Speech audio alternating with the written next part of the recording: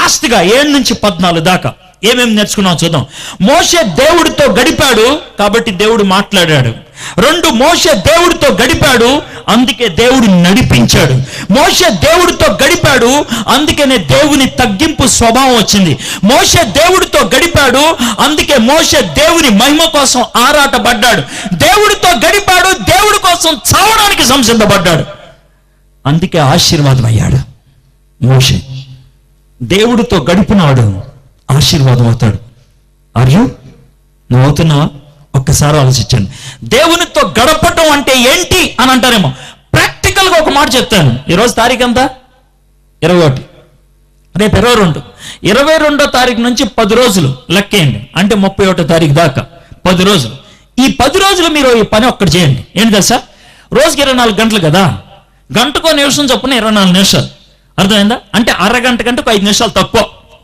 రోజు మీరు ఎప్పుడు లేస్తే అప్పుడు, కొంతమంది పొద్దున 5 గంటలు వేస్తారు, కొంతమంది 11 గంటలు వేస్తారు. అర్థమైంది? ఎప్పుడు లేచినా లెగవంగానే మొహం మీద నీళ్లు చల్లేసుకొని తొలి అరగంట దేవుడికి ఇచ్చాను. తొలి అరగంట ఈ 10 రోజులు 22 నుంచి 31 దాకా అరగంట దేవుడికి ఇచ్చాను. అంటే ఏంటి తెలుసా? ఆ అరగంట సేపు దేవుని వాక్యం చదివి ప్రార్థన చేయండి. ఈ అరగంట మాత్రం దేవుని సన్నిధిలో గడపండి, ఇంకా వేరే పని ఏం చేయదు. అలా 10 రోజులు చేయండి. 31వ తారీఖు సాయంత్రం ఒకవేళ మీరు నాకు ఫోన్ చేసి, సార్ మీరు చెప్పినట్లు 10 రోజులు చేశా, నా జీవితంలో మార్పు లేదు అని మీరంటే 1వ తారీఖు నుంచి చచ్చేదాకా మీ ఇంట్లో పనోడుకుంటాను నేను. బస్తీ మే సవాల్, పబ్లిక్ ఇస్తున్నా ఈ ఛాలెంజ్, పబ్లిక్ ఇస్తున్నా, చచ్చేదాకా మీ ఇంట్లో పనోడుకుంటాం.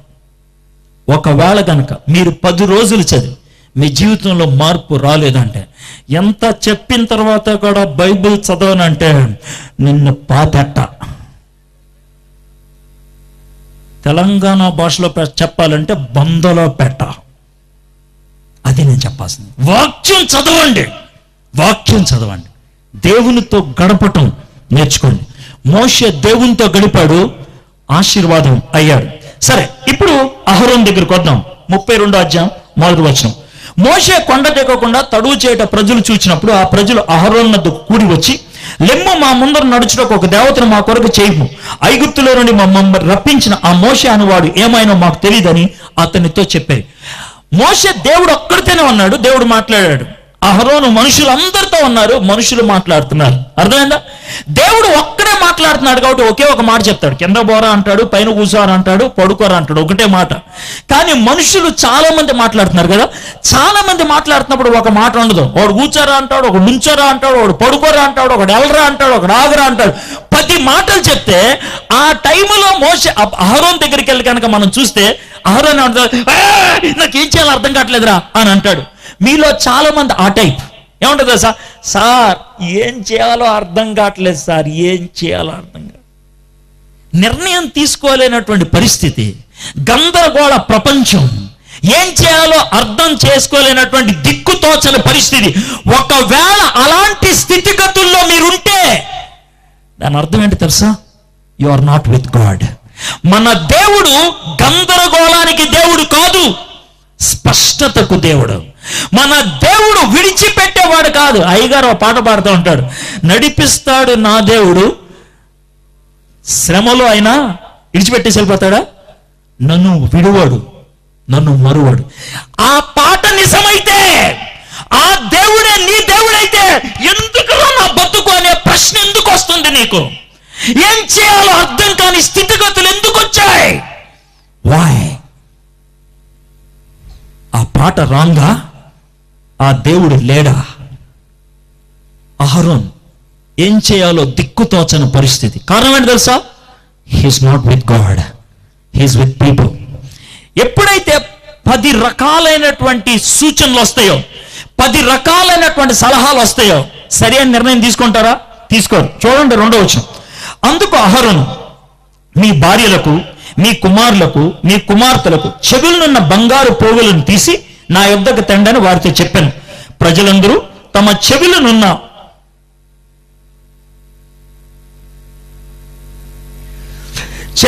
బంగారు పోగులను తీసి అహరోను వద్దకు తెచ్చిరి.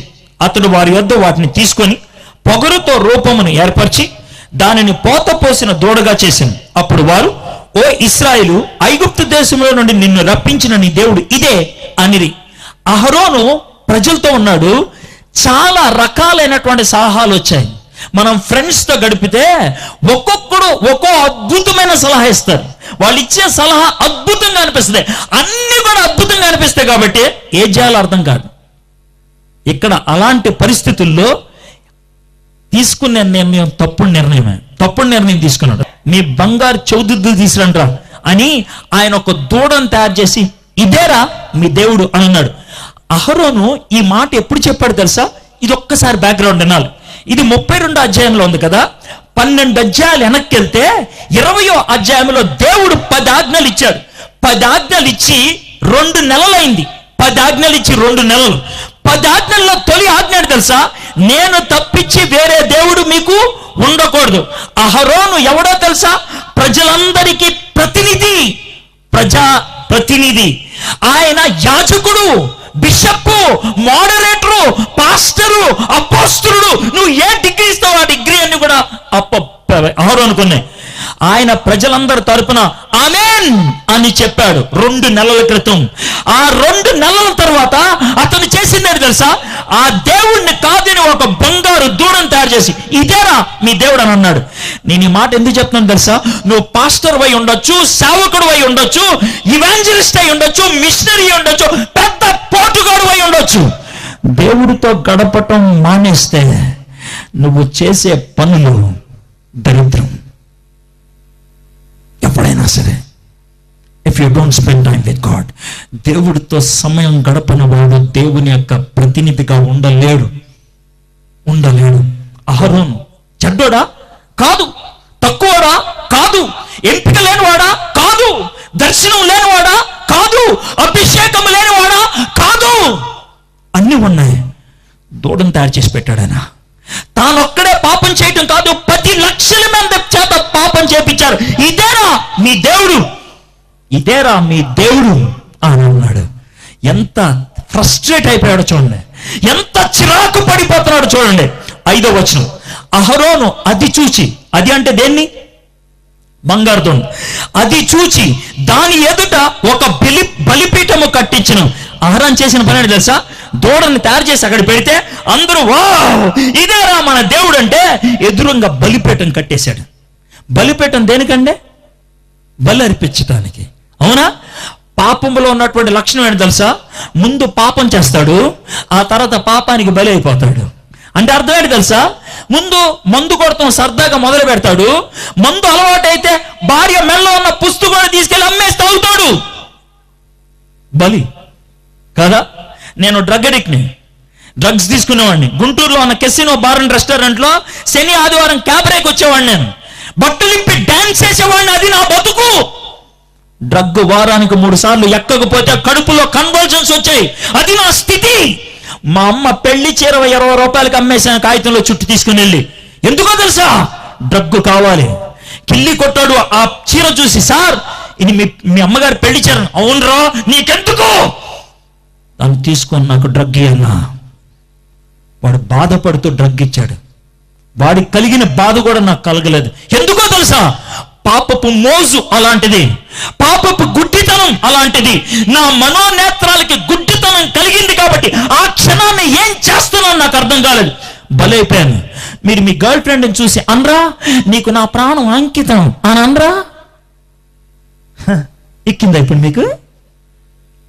మీ బాయ్ ఫ్రెండ్ చూసి అనరా, నువ్వు నాకు దేవుళ్ళు అంటాడు తెలుసా అనరా? ఇది బలి అంటే ఇదే. పెద్ద ఏదో సింగనాథం చెప్పక్కర్లేదు. అర్థమైందా? మీరంతా అలా బలి పశువులు అవుతున్న వాళ్ళే ఏదో దానికి. ఇక్కడ అహరోను బలి పీఠాన్ని కట్టించాడు. తర్వాత అసలు విషయం చూడండి, ఇది ఇంకా సూపర్ ఉంటుంది. అహరోను అది చూచి దాని ఎదుట ఒక బలిపీఠం కట్టించును. మరియు అహరోను జాగ్రత్తగా ఉండండి, రేపు ఎవరు పండుగ? బలిపీఠం ఎవరికే? దూడకే. బలిపీఠం దూడకే, పండగ ఎవరికే? వెళ్ళేది చర్చికి హల్లెలూయా స్తోత్రం, కొట్టేది కటింగ్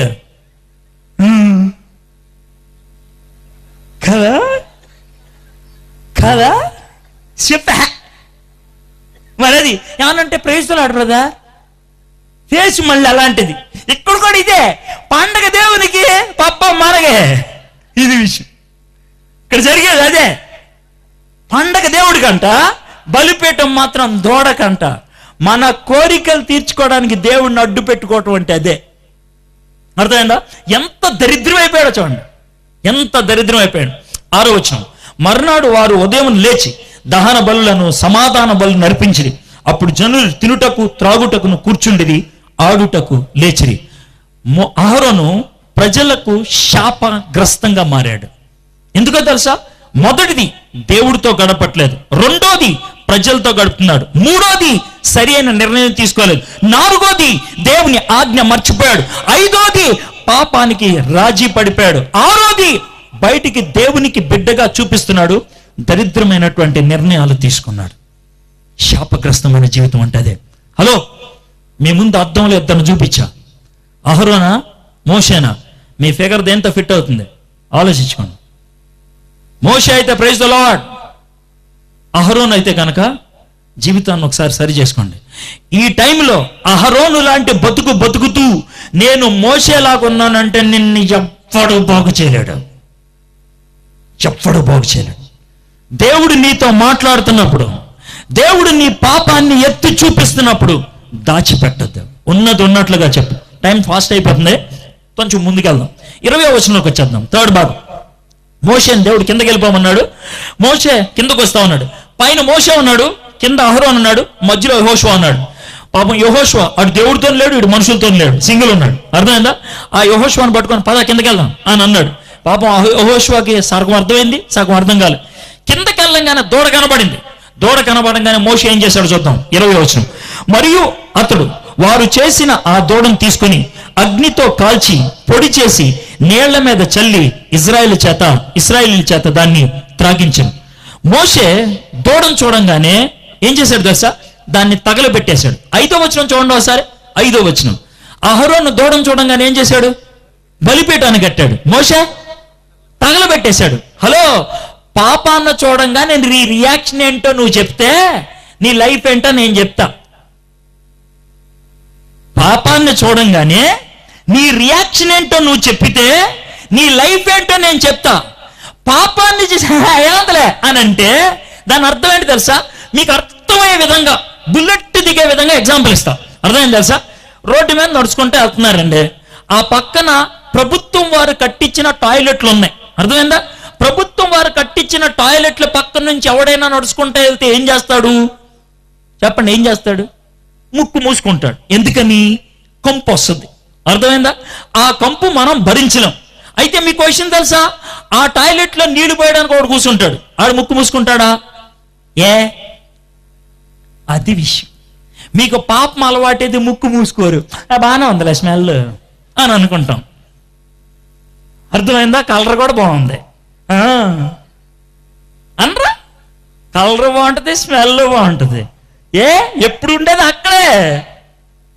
ఇలా చెప్తే అసహ్యం అనిపిస్తుందా? దేవుడు మన పాపపు జీవితాన్ని అలాగే చూస్తాడు తెలుసా? తేడా లేదు. కానీ పవిత్ర జీవితం జీవించే వాడికి వాసన నచ్చదు, కలరు నచ్చదు. నో, అహరోను పాపంతో దోగూచులాడుతున్నాడు, కానీ మోషే అసహించుకున్నాడు. పాపాన్ని ద్వేషించడం పవిత్రతకు సూచన.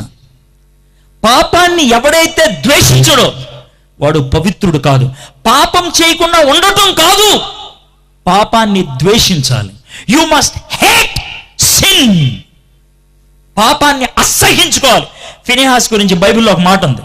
దేవుడికి ఫినెహాస్ అంటే ఇష్టం అంట పాత నిబంధనలు. ఎందుకు తెలుసా? దేవుడు దేన్నైతే అసహ్యించుకున్నాడు, ఫినెహాస్ అది అసహ్యించుకున్నాడు అంట.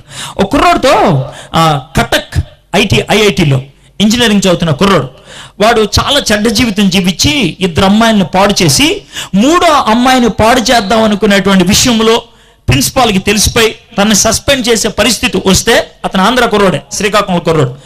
అతను మా అమ్మ నాన్నకి తెలిస్తే నన్ను బతకనివ్వరని 2-3 సార్లు సూసైడ్ చేసుకుని ట్రై చేస్తే, అలాంటి పరిస్థితుల్లో తన ఫ్రెండ్స్, మాకు తెలిసిన ఒక అన్న ఉన్నాడు, ఆయనతో నువ్వు చాట్ చేస్తే ఈ టైంలో నీకు హెల్ప్ చేస్తాడు అన్నాడు.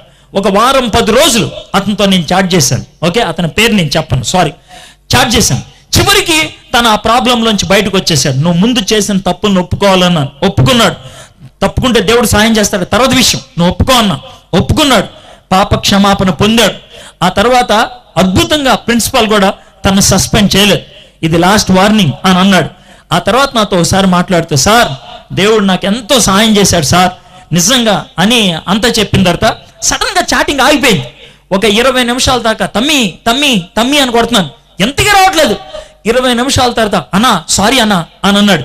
ఏమైంది తమ్మి అని అంటే, అన్న ఒక చిన్న పని చేశానన్నా అని అన్నాడు. ఏంటనంటే, నా మొబైల్లో ఉన్నటువంటి సిమ్ బయటికి లాగి దాన్ని ఎర్రక్కొట్టి పక్కకు పడేశానన్నా అని అన్నాడు.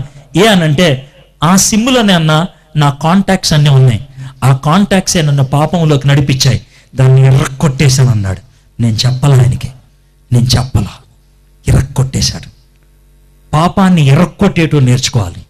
నీకు పాపం చేయడానికి అవకాశం ఉన్నదాన్ని తెంపేయాలి, పీకేయాలి, పెరికేయాలి, ఎర్రకొట్టేయాలి, భూస్థాపన చేసేయాలి, తగలపెట్టేయాలి.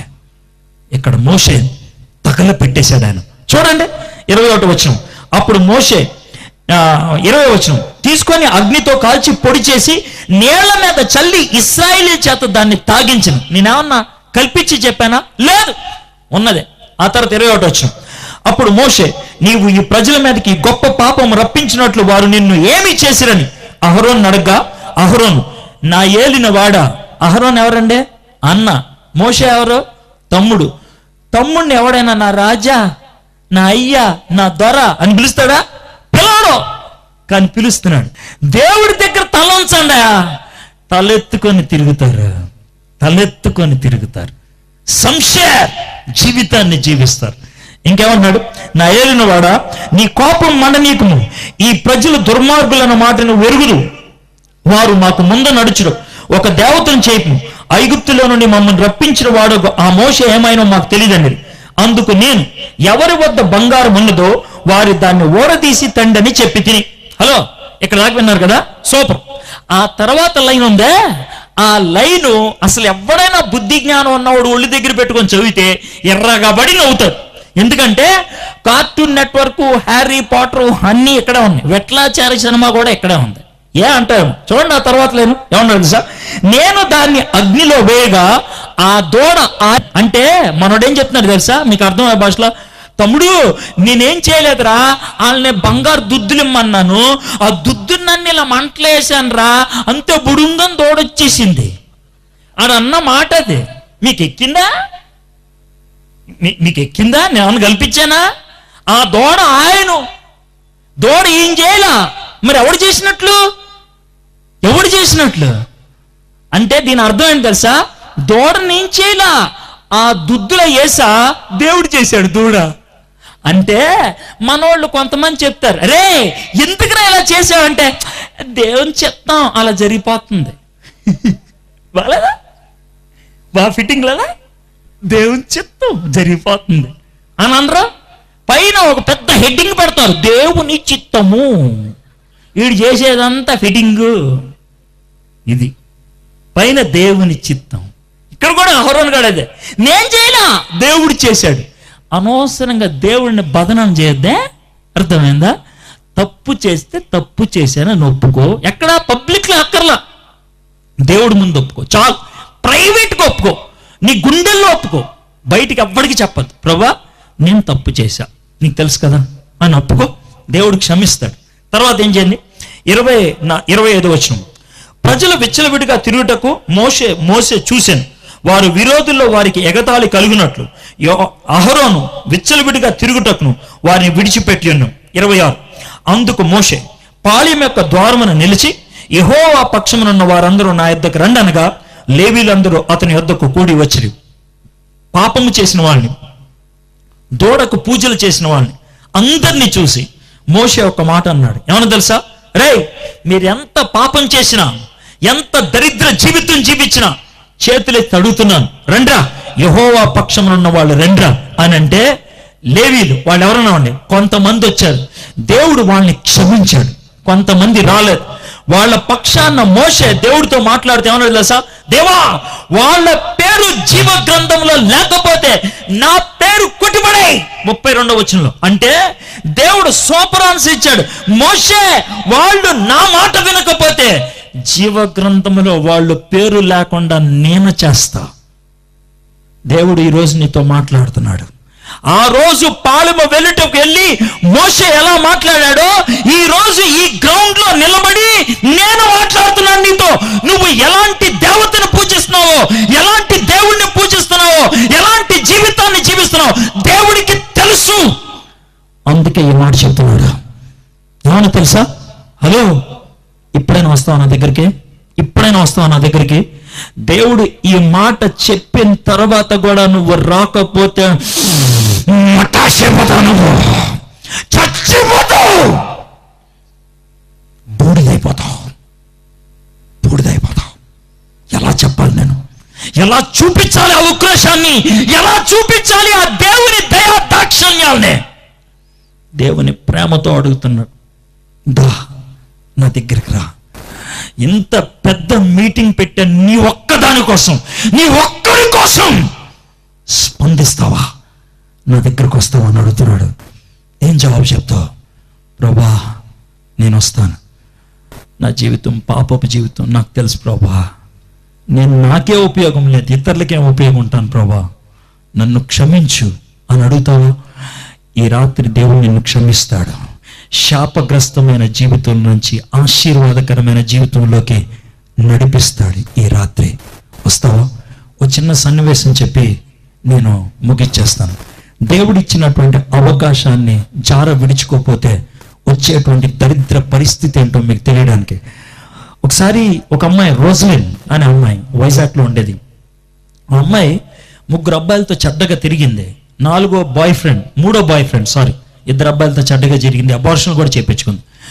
3వ బాయ్ ఫ్రెండ్తో తిరుగుతున్నప్పుడు అతను మోసం చేస్తే తట్టుకోలేక ఆత్మహత్య ప్రయత్నాలు చేస్తుంటే వాళ్ళ తమ్ముడే నాతో లింక్ ఇప్పించాడు. అన్న, మా అక్కతో మాట్లాడండి అని అంటే మాట్లాడుతూ ఉన్నాను. అమ్మాయి పేరు ఎందుకు చెప్పానంటే, ఇంత కుర్రోడు పేరు ఎందుకు చెప్పలేదంటే, ఆ కుర్రోడు ఇంకా బతిక ఉన్నాడు.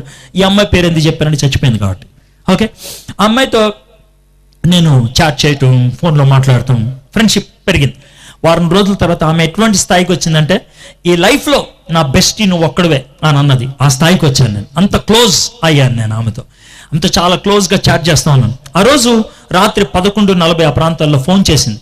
ఫోన్ రాగానే చూసి హలో అని అంటే అన్నది, ఒక 20 minutes నాతో చాట్ చేయవా అన్నది. 20 minutes ఏంటి, ఎంతసేపు చేస్తా అని చాట్లోకి వచ్చా.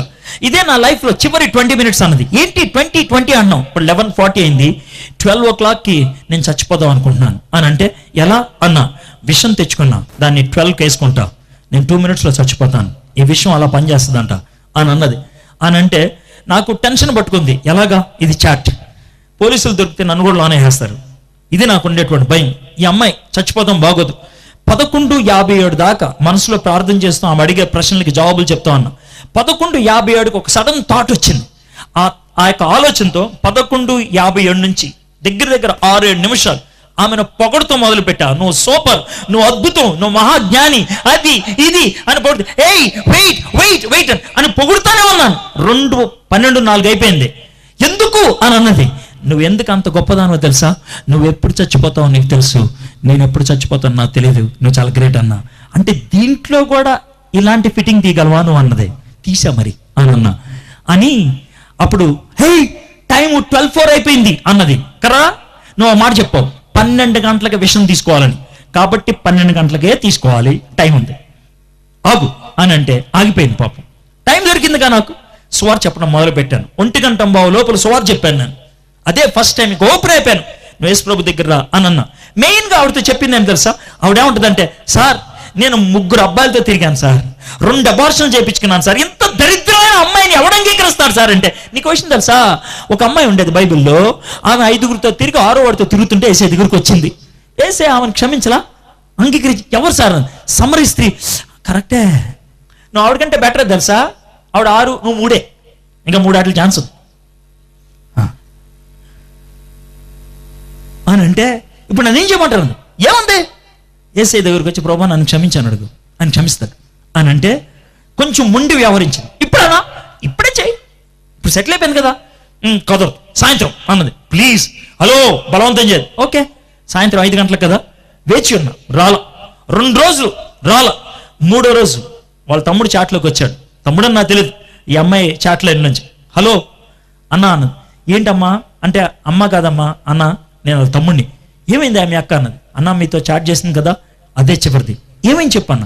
నా తర్వాత రోజు కాలేజీకి వెళ్ళిందన్న, కాలేజ్ నుంచి వస్తా ఉంది, మా ఇంటి ముందు టర్నింగ్ ఉంటుందన్న, ఆ టర్నింగ్ రోడ్ క్రాస్ చేస్తా ఉంటే DCM టయోటో వచ్చి గుద్దిందన్న. మధ్యలో డివైడర్ ఉంటుంది, కరెంటు పోల్ ఉంటుంది, తలకాయలు కరెంటు పోల్కి తగిలి పగిలిపోయి చచ్చిపోయిందన్న. రోజు నేను ఎక్కడుందో తెలుసా ఇప్పుడు? డౌట్ లేదు, బాండ్ పేపర్ మీద రాసిస్తా, నరకంలో ఉంది. ఆమెకి యేసు ప్రభు దగ్గర రావాలని తెలుసు, క్షమించమని ప్రార్థన చేయాలని తెలుసు, యేసే దగ్గరికి వస్తే క్షమిస్తాడని కూడా తెలుసు. దేవుడు ఈ మొత్తం ఫిట్టింగ్ అంతా ఆమె కోసం సెట్ చేశాడు. ఆమె తృణీకరించింది, నరకంకి వెళ్ళిపోయింది. ఈ మీటింగ్ నీ లైఫ్లో చివరి మీటింగ్ ఏమో నాకు తెలియదు. నువ్వు నరకంకి వెళ్ళకుండాలంటే ఒకటే ఒక మార్గం, నీ పాపాన్ని దేవునితో ఒప్పుకో. బ్లాక్మెయిల్ చేయట్లేదు, నేను హిప్నటైజ్ చేయట్లేదు, సీరియస్గా ఆలోచించాను. వచ్చాను, బుల్లెట్ దిగాలి, పని అవ్వాలి, పని అవ్వాలి, నీ లైఫ్లో మార్పు రావాలి. దానికోసమే ఈరోజు యేసే దగ్గరకు వచ్చి, యేసయ్యా నన్ను క్షమించు అని అడుగుతావా? నా జీవితాన్ని మార్చు అని అడుగుతావా?